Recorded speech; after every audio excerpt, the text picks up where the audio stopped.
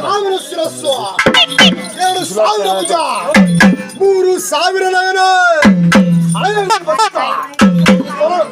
ಮಾಡಮ್ಮ ಹಣೆಯಲ್ಲಿ ಬಸಿತ ಕೊರಳಲ್ಲಿ ರುದ್ರಾಕ್ಷಿ ಹಸ್ತಕದಲ್ಲಿ ಅಲಗೆ ಎಕ್ಕರಿಸಿದ ಆ ಕಣ್ಣು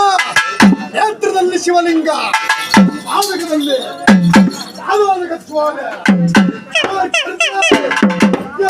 ಓಲಗಾಸುರನನ್ನು ಕೊಂದು